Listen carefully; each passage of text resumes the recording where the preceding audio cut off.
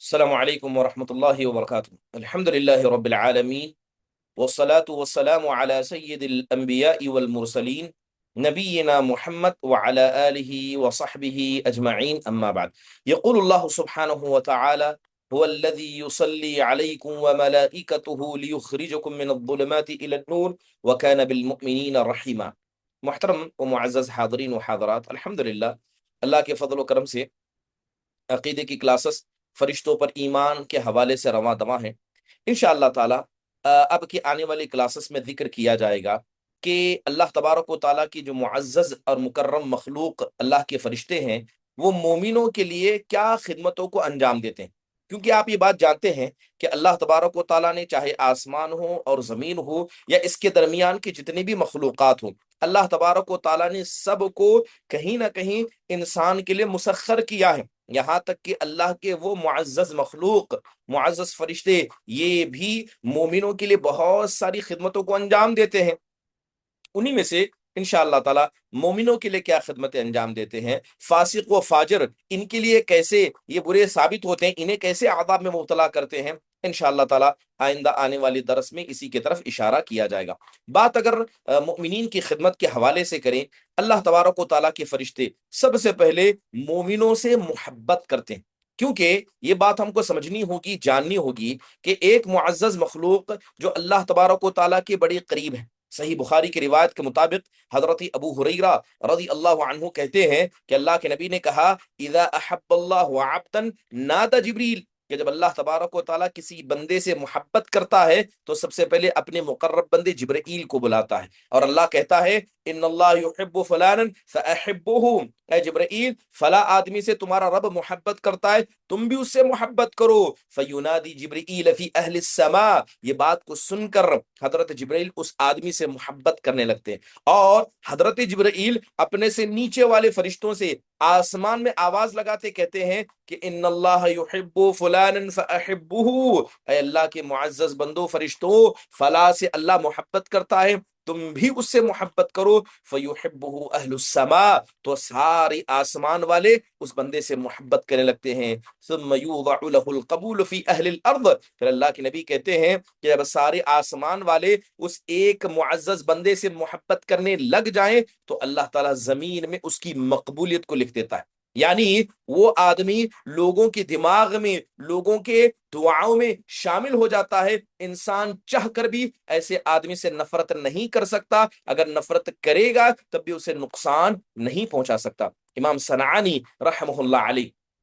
اس حدیث کے ماتحت کہتے ہیں کہ جب اللہ تبارک و تعالیٰ کسی سے محبت کر کے اپنے بندے سے کہتا ہے، یعنی حضرت جبرائیل سے کہتا ہے، تو حضرت جبرائیل اللہ کی بات کو مانتے ہوئے اس بندے سے محبت کرتے ہیں، اور پھر آسمان والوں کو یعنی اپنے جیسے اور فرشتوں کو کہتے ہیں کہ تم اس سے محبت کرو، تو جتنے آسمان والے ہیں سب اس بندے کی محبت میں شامل ہو جاتے ہیں۔ لہذا یہ پتا چلا کہ اگر آدمی صرف اللہ کا پیارا بن جائے تو وہ سارے آسمان والوں کا پیارا بن جاتا ہے۔ اور بتائیے تو صحیح کہ اس آدمی سے معزز قیامت کے دن کون ہوگا جسے سارے آسمان والوں نے کبھی محبت کیا ہوگا، اور سارے آسمان والوں کے نزدیک وہ معروف ہوگا، لوگ اسے جانتے ہوں گے۔ اور رہا مسئلہ دل میں محبت کے ڈالنے کا، دل میں محبت یہ اللہ کے فضل کی وجہ سے آتی ہے۔ جب اللہ کسی سے محبت کرے تو زمین والے چاہیں نہ چاہیں، جب آسمان والے کسی سے محبت کرتے ہیں تو زمین والے بھی اس سے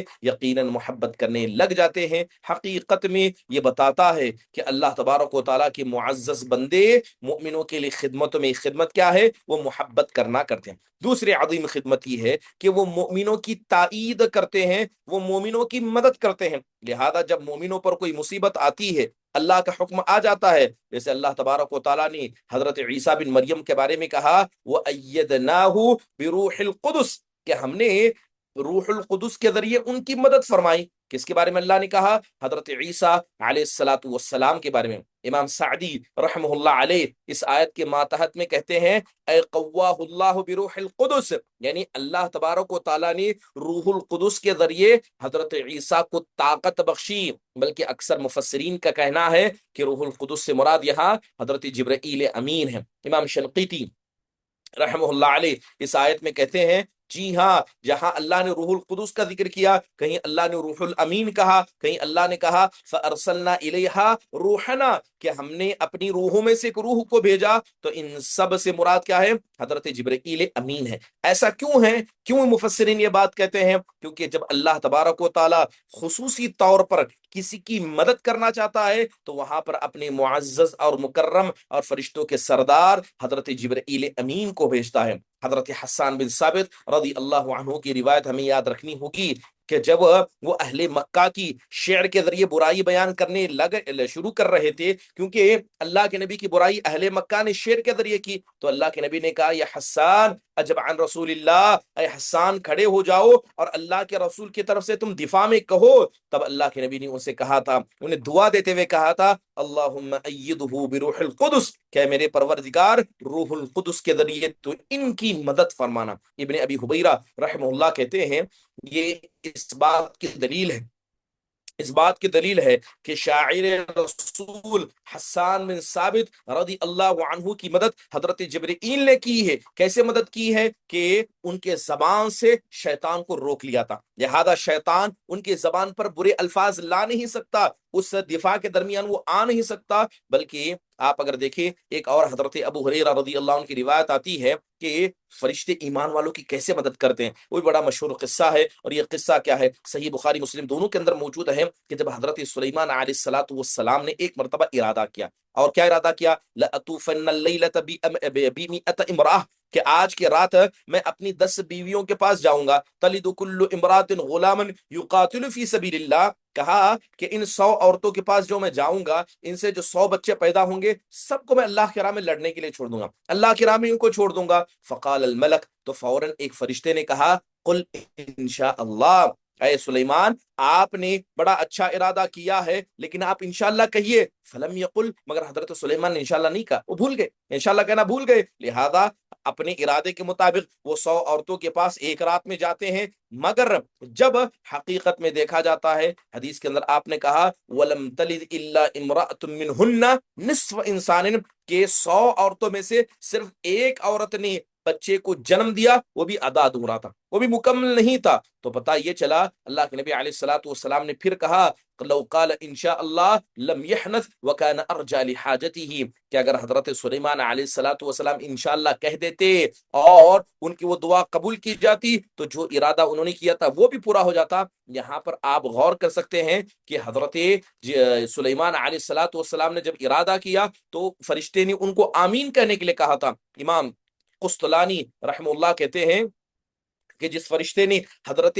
سلیمان علیہ الصلوۃ والسلام کو کہا تھا کہ آمین کہیے، امام قسطلانی کہتے ہیں کہ وہ حضرت جبرائیل تھے، وہ حضرت جبرائیل تھے، لہذا حضرت جبرائیل علیہ الصلوۃ والسلام نے ان کو یاد دلایا کہ آپ انشاءاللہ بولیے، مگر حضرت سلیمان بھول گئے، نہیں بول پائے، لہذا اس کی وجہ سے کیا ہے جو معاملہ ہوا وہ ہمارے سامنے واضح ہے۔ چلیے اس کے علاوہ جو مومنوں کے لیے فرشتے خدمت کرتے ہیں، ایک اہم خدمت یہ ہے کہ مومنوں کے لیے فرشتے دعائیں کرتے ہیں، مومنوں کے لیے فرشتے دعائیں کرتے ہیں، اور یہ بڑی معزز بات ہے کہ ایسی مقرب مخلوق، آج کوئی دیندار ہم کو مل جائے، کوئی بڑا عالم ہم کو مل جائے، لوگ درخواست کرتے ہیں کہ آپ بڑی دین کی خدمت کرتے ہیں، آپ ہمارے لیے دعا کریں۔ کیا تصور ہوگا، کیا حال ہوگا جب انسان کو پتا چل جائے کہ ایک ایسی مخلوق ہے جو اللہ کے بالکل قریب ہے، اللہ کی نافرمانی نہیں کرتی، ان سے بہتر ایمان والا کوئی اور نہیں، اور وہ ہمارے لیے دعا کرے۔ اللہ تبارک و تعالیٰ نے قرآن میں ذکر کرتے ہوئے کہا ان اللہ وملائکتہ یصلون علی النبی،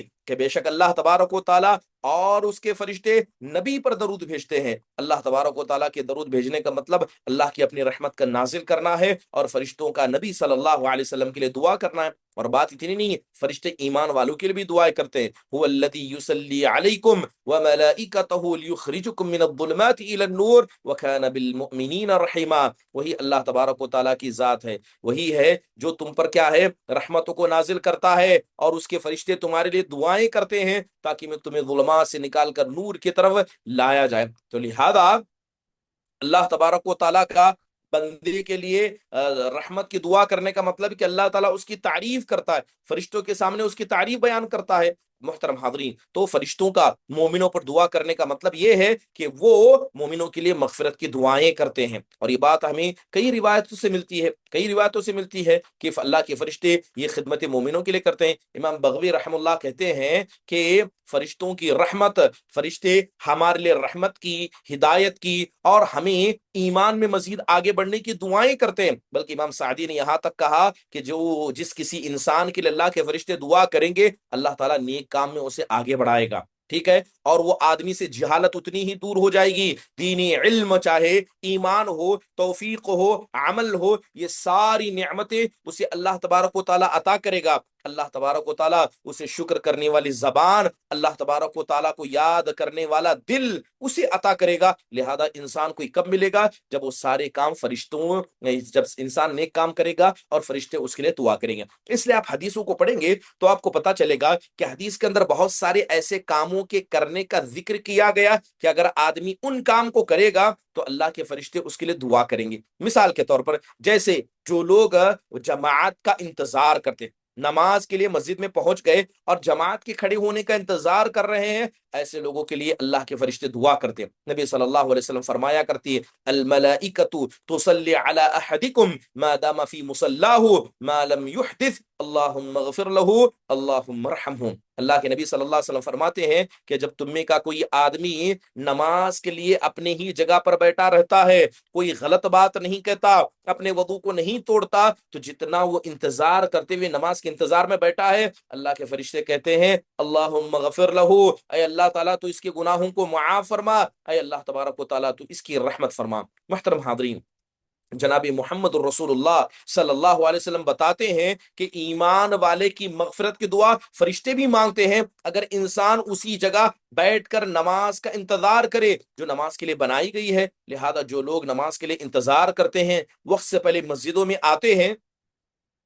تو ایسے لوگوں کے لیے حقیقت میں اللہ کے فرشتے دعا کرتے ہیں۔ لہذا انسان کو وقت سے پہلے ان مسجدوں میں اندر آنا چاہیے، انتظار کرنا چاہیے، آ کر کوئی نافرمانی نہ کرے، نہ کسی کی غیبت کرے، نہ کسی کو گالی دے، نہ زبان سے کوئی فحش الفاظ کا استعمال کرے، بلکہ آ کر بالکل خاموشی سے بیٹھ جائے، یا کہے تو بہتر کہے یا تو خاموش ہو جائے، نہ اس کا وضو ٹوٹ جائے، تو ایسی حالت میں اگر اسی حالت میں بیٹھا ہے تو اللہ کے فرشتوں کی دعاؤں کا حقدار وہ ہوگا۔ دوسرا عمل، اللہ کے نبی صلی اللہ علیہ وسلم نے کہا کہ جو لوگ صفوں کو جوڑتے، ٹھیک ہے، اور پہلی صف میں نماز پڑھتے، خصوصی طور پر حضرت برا بن عازب رضی اللہ عنہ کی روایت کے مطابق ہے، آپ علیہ الصلوۃ والسلام نے کہا ان اللہ وملائکتہ یصلون علی الصفوف الاولی، کہ بے شک اللہ تعالیٰ کے فرشتے اور اللہ تبارک و تعالیٰ، اللہ اپنی رحمت اور فرشتے اپنی دعاؤں کا حقدار اس انسان کو بناتے ہیں جو پہلی صف کے اندر نماز پڑھتا ہے۔ بلکہ دوسری روایت کے اندر آپ نے کہا علی الصفوف المتقدمہ، کہ جو شروعات کی صفیں ہوتی ہیں۔ تو لہذا پتہ یہ چلا کہ پہلی صف میں، جیسے کہ ملا علی قاری رحم اللہ کہتے ہیں کہ جو حدیث کے اندر اللہ کے نبی نے کہا ان اللہ و ملائکۃ یصلون، کہ بے شک اللہ تبارک و تعالیٰ ایسے لوگوں کے لیے رحمت اور فرشتے دعا کرتے ہیں، یعنی اللہ تبارک و تعالیٰ ایسے لوگوں پر رحمت کو اتارتا ہے اور فرشتے مزید اس آدمی کے لیے خیر کی توفیق کی دعائیں کرتے ہیں جو حقیقت میں پہلی صف کے اندر نماز پڑھتا ہے۔ تیسرا قسم کا وہ آدمی جو فرشتوں کی دعاؤں کا حقدار بنتا ہے، جو آدمی صفوں کو جوڑتا ہے، صفوں کے درمیان خالی جگہ کو ختم کرتا ہے۔ اللہ کے نبی نے کہا ان اللہ وملائکتہ یصلون علی الذین یصلون الصفوف ومن سد فرجۃ رفعہ اللہ بها درجۃ۔ آپ نے کہا کہ بے شک اللہ تبارک و تعالیٰ اپنی رحمت کو اتارتا ہے، فرشتے دعا کرتے ہیں ان لوگوں کے لیے جو صفوں کو جوڑتے ہیں، اور جو آدمی صف کی خالی جگہ کو ختم کر دے اللہ اس کے درجات کو بلند کر دیتا ہے۔ تو لہذا امام مناوی رحم اللہ کا کہنا یہ ہے کہ صف کو جوڑنا حقیقت میں اس قدر ہو کہ انسان جب کھڑا ہو تو بیچ میں خالی جگہ نہ ہو، یہ اس کی مغفرت کی وجہ بن جاتی ہے اور فرشتوں کی دعاؤں کا وہ حقدار آدمی بن جاتا ہے۔ اس کے علاوہ حدیثوں کو پڑھنے سے پتہ چلتا ہے کہ جو لوگ صبح اٹھ کر سحری کرتے ہیں، روزے کے لیے جو لوگ صبح اٹھ کر سحری کرتے ہیں، ایسے لوگ بھی جناب محمد الرسول اللہ صلی اللہ علیہ وسلم کے قول کے مطابق فرشتوں کی دعاؤں کے حقدار بنتے ہیں۔ اللہ کے نبی نے کہا ان اللہ و ملائکتہ یصلون علی المتصحرین، کہ بے شک اللہ تبارک و تعالی اور اس کے فرشتے جو روزہ رکھتے ہیں ان پر کیا ہے، رحمت کی مغفرت کی دعائیں کرتے ہیں۔ اس کے علاوہ جو آدمی جناب محمد الرسول اللہ صلی اللہ علیہ وسلم پر درود پڑے اس کے لیے بھی فرشتے دعا کرتے ہیں۔ من صلی علی صلاۃ لم تزل الملائکۃ تصلی علیہ ما صلی علیہ، کہ برابر اللہ کے فرشتے اس آدمی کے لیے رحمت کی مغفرت کی دعا کرتے رہتے ہیں جب تک کہ وہ مجھ پر درود پڑتا ہے۔ فلیقل عبد من ذلک او لیکثر، چاہے تو آدمی اس فضیلت کو سننے کے بعد مجھ پر بکثرت درود بھیجے یا کم درود کرے، اگر وہ فرشتوں کی دعاؤں کا حقدار بننا چاہتا ہے تو برابر میرے لیے مجھ پر درود بھیجا کرے۔ محترم حاضرین، یہ کچھ بنیادی باتیں ہیں، اس کے علاوہ اور بھی بہت سارے معاملات ہیں جس میں اللہ کے فرشتے ایمان والوں کے لیے مغفرت کی دعا کرتے ہیں۔ تو جو فرشتے ایمان والوں کی خدمت کرتے ہیں ان میں ایک کیا ہے، مؤمنوں کے لیے دعا کرنا۔ اس کے علاوہ مومنوں کی دعاؤں پر آمین کہنا یہ بھی فرشتوں کی خدمت میں شامل ہے، کہ جب ایمان والا اللہ تبارک و تعالیٰ سے دعا مانگتے ہوئے آمین کہتا ہے تو لہذا فرشتے بھی اس کی دعا پر آمین کہتے ہیں، خصوصی طور پر نماز کے اندر۔ اللہ کے نبی نے کہا دعوت المرء المسلم لأخيه بظهر الغيب مستجابة عند رأسه ملك موكل كلما دعا لأخيه بخير قال له الملك المؤكل به آمين ولك بمثل۔ پہلی بات یہ ہے کہ جو آدمی اپنے ایمان والے بھائی کے لیے اس کی پیٹھ کے پیچھے دعا کرتا ہے، اللہ تبارک و تعالیٰ ایک فرشتوں کو اس آدمی کے سر کے پاس مقرر کر دیتا، یعنی جب تک دعا کرتا رہے گا اللہ سر کے پاس ایک فرشتے کو مقرر کرے گا، جب وہ اپنے بھائی کے لیے دعا کرے گا اللہ تعالیٰ کے فرشتے کہیں گے آمین وَلَكَ بِمِثْلٍ، کہ جو تو نے اپنے بھائی کے لیے دعا کی اللہ اس کو قبول فرمائے، اے اللہ اس کو بھی تو وہی چیز عطا کر جو چیز تو نے اس نے اپنے بھائی کے لیے مانگی ہے۔ اس لیے امام نووی رحمہ اللہ کہتے ہیں بعض سلف صالحین جب ان کو دعا کرنے کا ارادہ ہوتا اپنے لیے دعا کرتے بلکہ اپنے بھائیوں کے لیے دعا کرتے، جیسے کہ حضرت سعید بن مسیب ہوا، سفیان الثوری رحمہ اللہ ہوا، بہت سارے علماء کے بارے میں آیا ہے کہ جب ان کو اپنے لیے دعا کرنا ہوتا وہ دوسروں کے لیے دعا کرتے، اے اللہ تو فلاں کو ہدایت دے، اے اللہ تو فلاں کو مال سے عطا، اے اللہ فلاں کے مسائل کو تو حل کر۔ وہ کہتے کہ میں اپنی مغفرت کی دعا مانگوں یہ بہتر ہے کہ میں اپنے بھائی کے لیے مانگوں اور فرشتہ وہ مغفرت کی دعا میرے لیے مانگے، تو بہتر کیا ہے؟ لہذا اللہ کے فرشتے کا ہمارے لیے دعا کرنا ہمارا اپنے لیے دعا کرنے سے زیادہ بہتر ہے۔ اس لیے سلف صالحین اس فضیلت کو سمجھا کرتے تھے۔ اس لیے اللہ کے نبی صلی اللہ علیہ وسلم نے اس کے علاوہ دیگر جگہوں پر جیسے آپ نے کہا اذا سمعتم سیاح الدیکۃ فاسألوا اللہ من فضلہ فانہا رأت ملکا، آپ نے کہا کہ جیسے ہی کسی مرغے کو آواز لگاتے دیکھو تو تم اللہ کا فضل مانگنا، کیونکہ اس نے فرشتے کو دیکھا، اس نے فرشتے کو دکھا ہے۔ قاضی عیاض رحم اللہ فرماتے ہیں کہ فرشتوں کا بنی آدم کی دعاؤں پر آمین کہنے کا مطلب وہ ان کی مغفرت کا دعا کرنا ہے، وہ ان کے لیے برکت کی دعا کرنا ہے اور نیکی میں اور مدد کی دعا کرنا ہے، اور خاص کر جب فرشتے انسان کے ارد گرد موجود ہو تب بھی انسان کو دعا مانگنے چاہیے۔ اب جو حدیث کے اندر کہا گیا کہ جیسے ہی مرغے کو بانگ دیتے دیکھو تم اللہ سے دعا مانگو، کیونکہ جب اگر تم دعا مانگو گے فرشتے اس پر آمین کہیں گے، یہ فرشتوں کا کام ہے کہ وہ آپ کے ارد گرد موجود ہیں، آپ جو بھی دعا مانگ رہے ہیں اس پر فرشتے آمین کہیں گے، لہذا مرغے کی بانگ کو سن کر اللہ سے رحمت مانگنا یہ فرشتوں کی دعاؤں کا حقدار بن جاتا ہے۔ ابو العباس القرطبی رحم اللہ کہتے ہیں وہ اللہ کے نبی علیہ الصلوۃ والسلام ہمیں صاف طور پر کہہ رہے ہیں کہ جیسے ہی مرغے کی بانگ کو سنو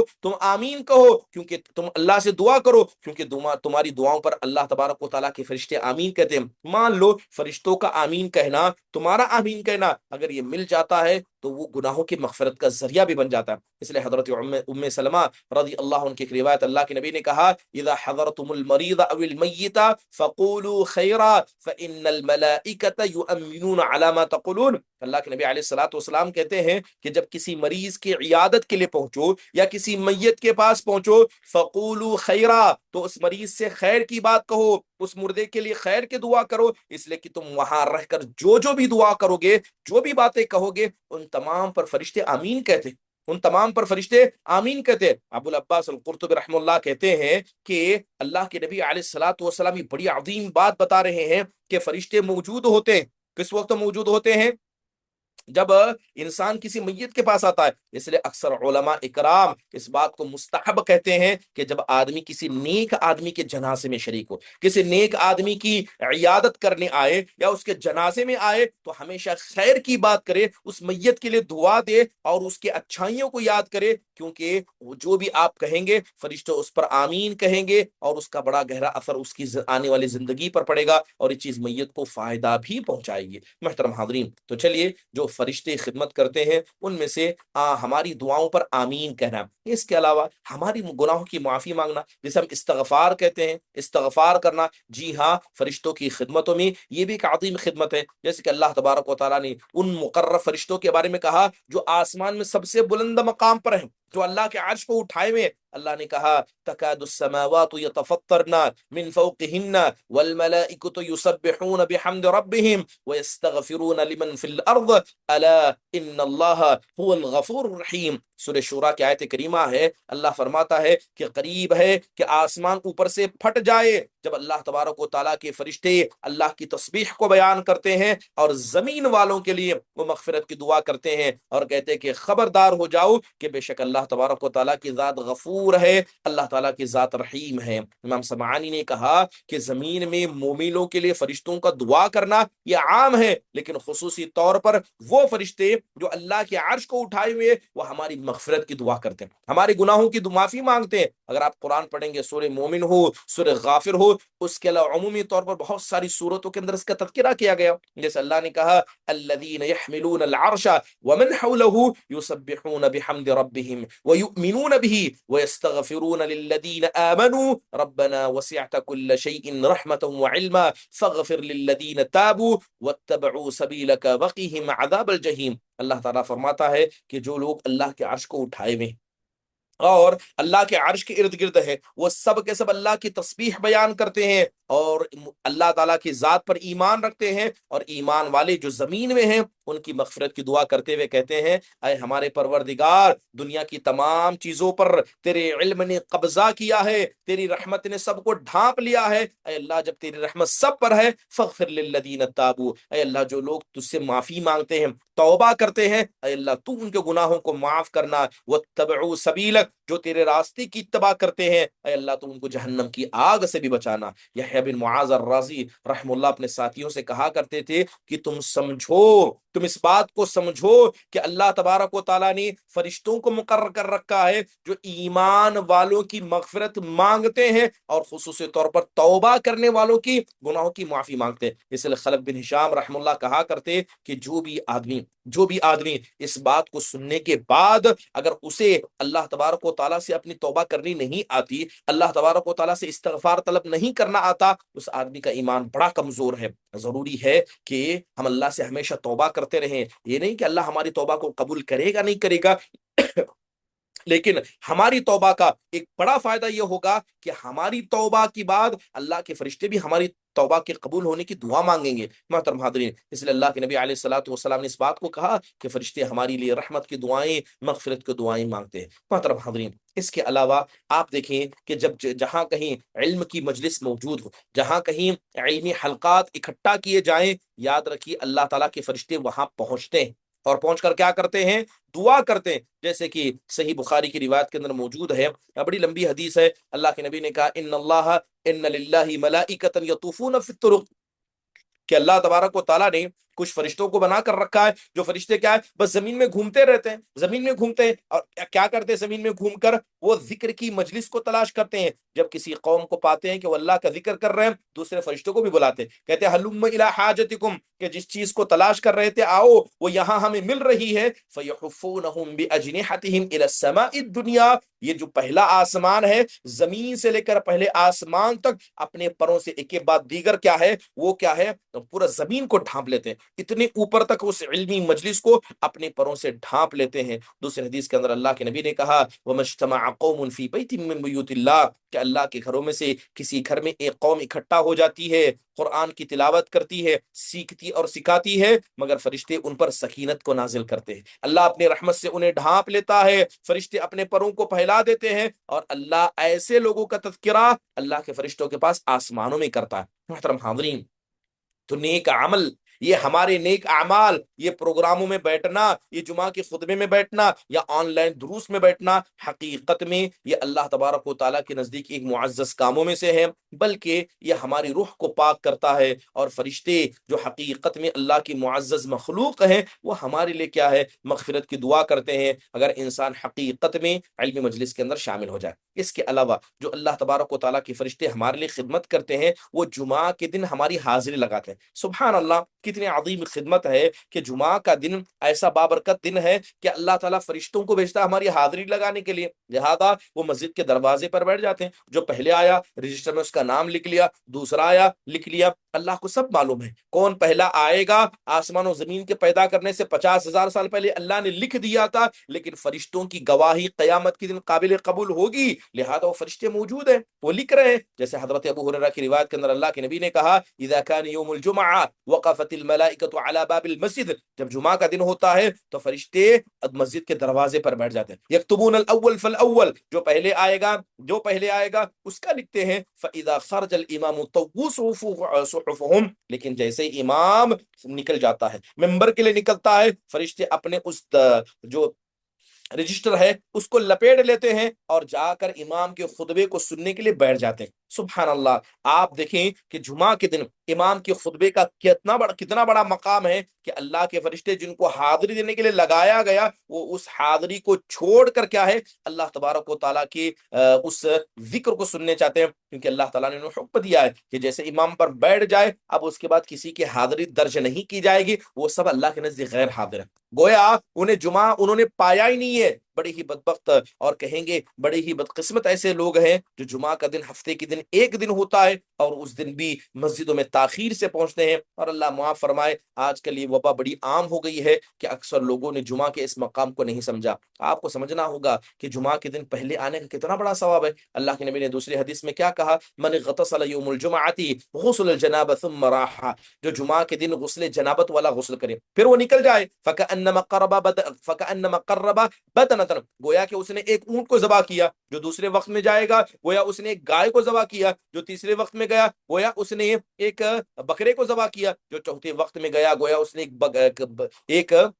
چکن کو کیا ہے اللہ کی راہ میں دیا، اور جو آدمی پانچویں مقام پر گیا گویا اس آدمی نے ایک انڈے کو دیا۔ لیکن جیسے ہی امام کھڑا ہو جائے اور ممبر پر چڑھ جائے، اس کے بعد فرشتے کیا ہے، ذکر کو سنتے ہیں اور رجسٹر کو بند کر دیتے ہیں۔ تو لہذا یہ فرشتے کتنے معزز ہیں کہ یہ ہمارے اعمال کی حفاظت کر رہے ہیں۔ ہم جو وظیفہ کرتے ہیں، ہم جو مسجد میں پہلے آتے ہیں، وہ اس کو سننے کے لیے، اس کو لکھنے کے لیے آ جاتے ہیں، تاکہ جمعہ کے دن کوئی بھی آدمی اول وقت میں آئے تو وہ اللہ تبارک و تعالیٰ کی رحمت سے محروم نہ ہو۔ محترم حاضرین، اس کے علاوہ کچھ فرشتے جس طرح جمعہ کی حاضری لگاتے ہیں، بہت سارے ایمان والے ایسے بھی ہوتے ہیں جو اپنے زبان سے کچھ ایسے الفاظ کہہ دیتے ہیں اور اللہ کے فرشتے موجود ہیں، اگر وہ سن لے، اگر وہ سچ میں بات بڑی اچھی تھی تو اللہ کے فرشتے ان اچھی باتوں کو لکھا بھی کرتے ہیں۔ جیسے کہ بڑی مشہور روایت حضرت رفاعہ بن رافع الزرقی رضی اللہ عنہ کی ہے کہ ایک دن کہتے ہیں کہ ہم اللہ کے نبی علیہ الصلوۃ والسلام کے پیچھے نماز پڑھ رہے تھے، جیسے ہی آپ نے رکوع سے سر اٹھایا اور آپ نے سمع اللہ لمن حمدہ کہا تو ایک آدمی نے پیچھے سے کہا، ربنا ولک الحمد حمدا کثیرا طیبا مبارکا فی۔ اس آدمی نے، صحابی رسول نے الفاظ کہے جب اللہ کے نبی نے رکوع سے اپنے سر کو اٹھایا۔ جب آپ نے نماز کو پھیرا، نماز ختم کی، تو آپ نے پوچھا من المتکلم، کہ پیچھے سے اتنے زور سے گفتگو کرنے والا کون تھا؟ تو حضرت رفاعہ رضی اللہ عنہ کہتے ہیں اللہ کے نبی میں تھا۔ تو کہتے ہیں رأیت بضع وثلاثین ملکا یبتدرونها ایہم یکتبها اول، میں نے 30 سے لے کر 40 کے درمیان فرشتوں کو دیکھا، سب جلدی کر رہے تھے کہ تم نے جو الفاظ کہے ربنا ولک الحمد حمدا کثیرا طیبا مبارکا فی، وہ 30 سے زیادہ فرشتے اس کو لکھنے کے لیے جلدی کر رہے تھے کہ کون پہلے لکھے گا، یعنی لکھنے کا مطلب یہ ہے کہ کون پہلے اس کو لکھ کر پہلے اللہ تبارک و تعالیٰ کے پاس لے جائے گا۔ بلکہ امام طبرانی نے حضرت ابو ایوب سے ایک روایت کو نقل کیا، اس کے اندر یہ الفاظ ہیں کہ ایہم یرفعوها، کہ سب سے پہلے اللہ کے پاس پاس اس کو کون سا لے جائے گا؟ لہذا لکھنا اور لکھ کر اللہ کے پاس لے جانا حقیقت میں یہ بات بتاتی ہے کہ فرشتے ہمارے اعمال کی حفاظت کرتے ہیں، اور کتنی عظیم نیک بات ہے کہ وہ علمی مجلسوں کو تلاش کریں۔ یہاں پر ہو سکتا ہے آپ نے کوئی ایسا سوال پوچھا، آپ میں سے کسی نے اللہ کی تعریف کر دی، یا ہم نے اللہ کی تعریف کر دی بیان کرنے والے نے، اور سب کو بات پسند آئی، ہو سکتا ہے کہ یہ مجلسیں بھی اللہ تبارک و تعالیٰ کے نزدیک کیا ہے، معزز ہو جائیں۔ اس لیے علماء اکثر کہا کرتے ہیں کہ جب بھی انسان علمی مجلس میں آئے باوضو ہو کر آئے، آزو بازو کے مشاغل سے بچ جائے، جو باتیں بتائی جا رہی ہیں اس کو غور سے سنیں، خواتین پردے کا خیال کریں، سوروں پر دوپٹہ رکھیں، طہارت کا خیال کریں۔ حقیقت میں یہ چیزیں اللہ تبارک و تعالیٰ کے نزدیک بڑی مقام رکھتی ہیں۔ ذالک ومن یعظم شعائر اللہ، کہ جو آدمی اللہ کے شعائر کی عزت کرتا ہے یہ اس کے دل کے تقوی کی علامت ہے۔ محترم حاضرین، اس کے علاوہ جو فرشتے مومنوں کے لیے خدمت کرتے ہیں ان میں سے ایک خدمت یہ ہے کہ وہ صبح شام آتے ہیں اور اللہ کے پاس گواہی دیتے ہیں۔ یعنی صبح میں ایک فرشتوں کی جماعت آتی ہے، شام میں ایک آتی ہے، جو صبح میں آئے وہ شام میں جاتے ہیں، جو شام میں آئے وہ صبح چلے جاتے ہیں۔ اس لیے اللہ کے نبی نے کہا کہ مجلسوں کو تلاش کرنا، جمعہ اور جماعت کو تلاش کرنا، اور اس کے علاوہ صبح میں اور عصر کے وقت آنا جانا، یہ فرشتوں کی خدمتوں میں سے ہے۔ جیسے اللہ کے نبی نے کہا یتعاقبون فیکم ملائکۃ باللیل وملائکۃ بالنہار، کہ لگاتار ایک کے بعد دن اور رات کے فرشتے تمہارے درمیان آتے اور جاتے ہیں، فجر اور عصر کے وقت میں، فجر کے وقت آئیں گے اور عصر کے وقت جائیں گے، اور عصر کے وقت آئیں گے، فجر کے وقت جائیں گے۔ لہذا جیسے ہی وہ اللہ کے پاس جاتے ہیں تو اللہ کہتا ہے کہ جبکہ اللہ سب ان کے بارے میں جانتا ہے، کیف ترکتم عبادی، یہ تو بتاؤ کہ جب تم صبح کے وقت گئے، تم عصر کے وقت گئے، میرے بندوں کو تم نے کس حال میں چھوڑا؟ وہ کہتے ہیں ترکناہم وہم یصلون واتیناہم وہم یصلون، اے ہمارے پروردگار جب ہم ان کے پاس گئے، ورنہ فجر کے وقت گئے وہ نماز پڑھ رہے تھے، جب عصر کے وقت آئے اے اللہ وہ تب بھی نماز پڑھ رہے تھے۔ تو لہذا یہ بندوں کے اعمال سب سے پہلے پہنچتے ہیں، اس لیے اللہ کے نبی نے صلی اللہ علیہ وسلم نے فجر اور عصر کی نماز کا اہتمام کرنے کا حکم دیا، کیونکہ یہ نماز اللہ تبارک و تعالیٰ کے نزدیک گواہی کی قبول ہے۔ اس لیے اللہ نے کہا وقرآن الفجر ان قرآن الفجر کان مشہودا، کہ فجر میں پڑھی جائی قرآن کی تلاوت یہ اللہ تبارک و تعالیٰ کے نزدیک کیا ہے؟ گواہی ہوتی ہے۔ لہذا انسان کو فجر کی نماز میں جو قرآن پڑھی جاتی ہے فرشتے اس کے گواہ بنتے ہیں، لہذا انسان کو کیا چاہیے؟ خصوصی طور پر ان دو نمازوں کا بڑا اہتمام کرنا چاہیے۔ اس کے علاوہ فرشتے اور بھی بہت ساری خدمتیں انجام دیتے ہیں، انشاءاللہ تعالی آئندہ مجلس میں اس کا تذکرہ کیا جائے گا۔ اگر کسی کے پاس سبق کے حوالے سے کوئی سوال ہو تو ضرور پیش کریں۔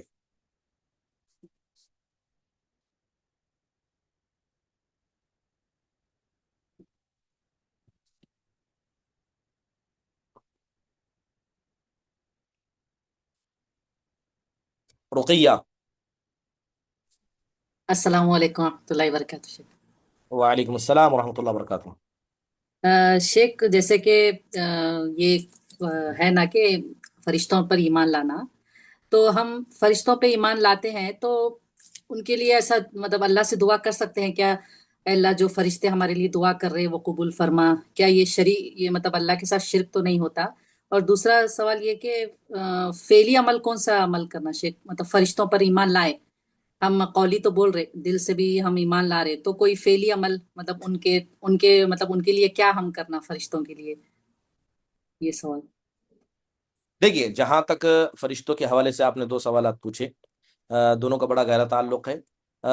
یہ بات آپ کو سمجھنا ہوگا کہ فرشتوں پر ایمان یہ ہمارے ایمان کا حصہ ہے، کوئی آدمی اس سے بچ نہیں سکتا۔ اگر وہ فرشتوں کی ذات پر ایمان نہ رکھے تو سمجھ لیجئے اس آدمی کا ایمان غیر قابل قبول ہے۔ کیا فرشتوں کی دعا کا واسطہ دے کر اللہ سے دعا کرنا شرک ہے؟ نہیں، یہ شرک نہیں ہے، بلکہ یہ دعا مانگنے اللہ تعالیٰ سے۔ کوئی کہے اے اللہ جو فرشتے ہمارے لیے دعا اور استغفار کر رہے ہیں، اے اللہ تو ان کی دعا کو ہمارے حق میں قبول فرما، یہ جائز ہے، کیونکہ آپ مانگ تو اللہ ہی سے رہے، فرشتوں سے نہیں مانگ رہے۔ جیسے اللہ نے قرآن میں کیا کہا، جیسے میں نے ابھی آیت پڑھ کر سنائی، الذین یحملون العرش ومن حولہ یسبحون بحمد ربہم ویؤمنون بہ ویستغفرون للذین آمنوا، کہ جو لوگ اللہ کے عرش کو اٹھائے ہوئے ہیں یا عرش کے آزو بازو میں ہیں وہ اللہ کے تسبیح بیان کرتے ہیں اور ایمان رکھتے ہیں، اور ایمان والوں کے لیے مغفرت مانگتے ہیں۔ یعنی آپ بالکل یہ کہہ سکتے ہیں اے اللہ فرشتوں کو دعاؤں کا ہمارے حق میں قبول فرما، کیونکہ آپ کیا ہے، فرشتوں پر ایمان رکھ رہے ہیں مگر دعا اللہ ہی سے کر رہے ہیں۔ دوسری بات یہ ہے کہ فرشتوں پر ایمان لانے کا فعلی عمل کیا ہونا چاہیے؟ بہت سارے ہونا چاہیے۔ سب سے پہلے ہمیں یقین ہو کہ کرامن کاتبین ہمارے اعمال کو لکھ رہے ہیں، اس لیے ہم گناہوں سے بچیں، یہ فعلی عمل ہے۔ ہمیں معلوم ہو کہ فرشتے نیک اعمال اور ذکر کی مجلس میں حاضر ہوتے ہیں، اس لیے ہم ذکر اور نیکی کی رغبت رکھیں۔ ہمیں یقین ہو کہ فرشتے اللہ کے حکم کی نافرمانی نہیں کرتے ہیں، تو ہمیں بھی اللہ کی نافرمانی نہیں کرنی چاہیے۔ ہمیں یقین ہو کہ فرشتے اہل ایمان کے لیے مغفرت مانگتے ہیں، تو ہم اللہ تبارک و تعالیٰ سے رحمت کی امید کریں۔ ٹھیک ہے، یہ سارے کام کرنا چاہیے۔ اس کے علاوہ فرشتوں کو تکلیف نہیں دینا چاہیے۔ کیا تکلیف نہیں دینا؟ پیاز لہسن کھا کر نہیں جانا، جن مجلسوں کے اندر فرشتے موجود ہیں ان مجلسوں کا احترام کرنا۔ اس کے علاوہ جتنے بھی کام بتائے جا رہے ہیں، فرشتوں کی دعاؤں کا حقدار بننا ہے تو ان کاموں کو کرنا پڑے گا جن کے ذریعے ہم فرشتوں کی دعاؤں کے حقدار بن جاتے ہیں۔ یہ سارے فعلی کام ہیں۔ تو آپ اگر فرشتوں کی خدمتیں چنیں کہ فرشتے ہمارے لیے خدمت کیا کرتے ہیں، ان کاموں کو کیجئے۔ جو کام فرشتوں کی دعاؤں کا حقدار ہمیں بتائیں، سب فعلی کام ہی ہے، تقریباً فعلی کام ہے۔ جی شیخ، ایک سوال تھا کہ جب ہم کوئی نیکی کا کام کرتے، کوئی بھی نیکی کا عمل کرتے ہیں، جب ہم اچھی نیت کرتے ہیں، اللہ تیری رضا کے لیے کر رہی ہوں، تو یہ قبول کر، تب فرشتے لکھ لیتے ہیں۔ بعد میں پھر اب کچھ مہینوں کے بعد پھر ہمارے اندر اگر وسوسہ آتا نا شیخ کہ ریاکاری کر رہے ہیں، ہم کسی کو تعریف کے لیے کر رہے، تب بھی وہ فرشتے لکھ لیتے شیخ؟ وہ اگر وسوسہ آتا نا بعد میں وہی نیکی پر؟ دیکھیے، جہاں تک بنیادی طور پر آپ اس بات کو سمجھیے کہ اللہ تبارک و تعالیٰ کے فرشتے، جی ہاں، وہ لکھتے ہیں، سنتے ہیں، اور اللہ تبارک و تعالیٰ کے پاس گواہی دیتے ہیں۔ ٹھیک ہے، اب اس مسئلے میں دو چیزیں، نیک نیت سے نیکی کی، پھر بعد میں وسوسہ آیا۔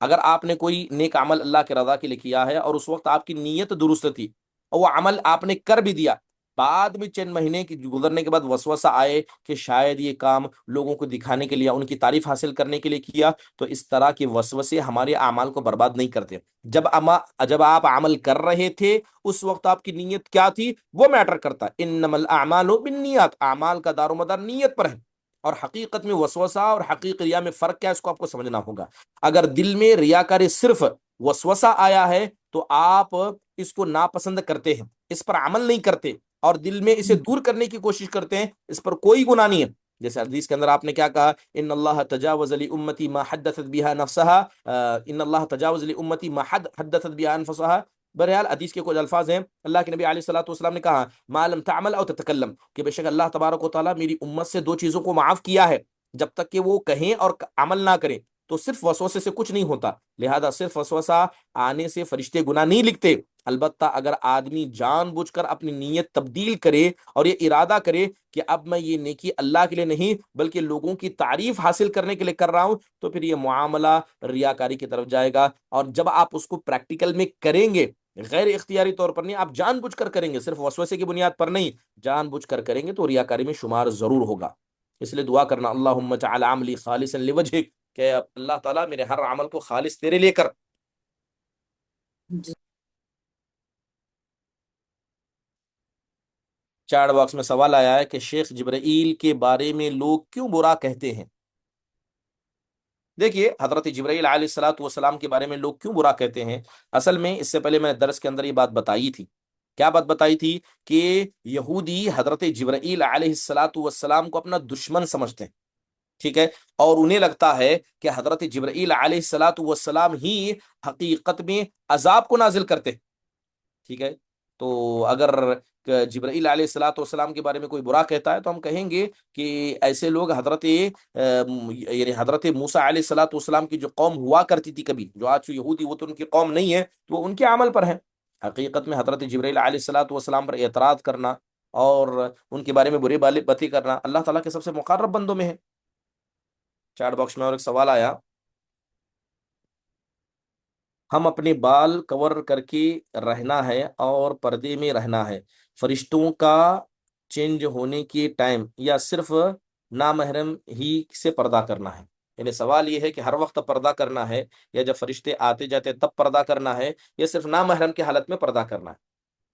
دیکھیے، بنیادی طور پر یہ بات سمجھیے کہ ایک ہوتا ہے واجبی پردہ، ٹھیک ہے، ایک ہوتا ہے واجبی پردہ جو ہر حال میں ہر کنڈیشن میں کرنا ضروری ہے۔ ایک ہوتا ہے حیا کا پردہ، جو کرنا یہ اعلیٰ ایمان کی علامت ہے۔ عورت کے بال ڈھانپنا اور پردے کے بارے میں اس میں فرشتوں کے آنے جانے سے الگ پردے کرنے کا کوئی حکم نہیں ہے۔ اصل کیا ہے، عورت کو نامحرم مردوں کے سامنے اپنے بال اور زینت چھپانا لازم ہے، جیسے اللہ نے کہا وَلَا يُبْدِينَ زِينَتَهُنَّ إِلَّا مَا ظَهَرَ مِنْهَا، کہ وہ اپنی زینت ظاہر نہ کرے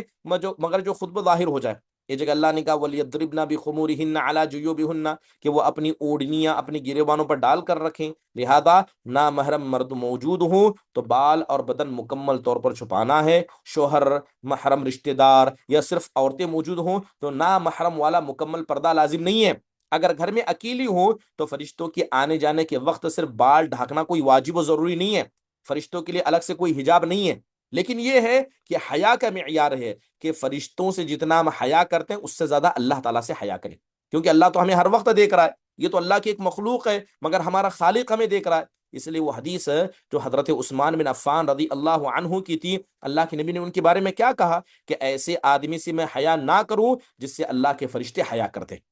اور وہ کون سا کام تھا؟ اللہ کے نبی علیہ الصلوۃ والسلام بس اپنی ران کو کھول کر رکھے تھے، یا بعض روایتوں میں پنڈلی کھول کر رکھے تھے، جبکہ وہ کھولنا غلط نہیں تھا۔ تو جو غلط نہیں ہے اسے بھی نہ کرنا یہ حیا کا معیار ہے۔ سر کھلا رکھ سکتے ہیں پھر بھی نہ رکھنا، عورت اپنے سر کو چھپا کر رکھے یہ حیا کا معیار ہے، یہ اس کے اعلیٰ حیا کا ہر وقت چھپا کر رکھیے، یہ زیادہ افضل ہے، زیادہ بہتر ہے۔ واللہ تعالیٰ عنہ بالصواب۔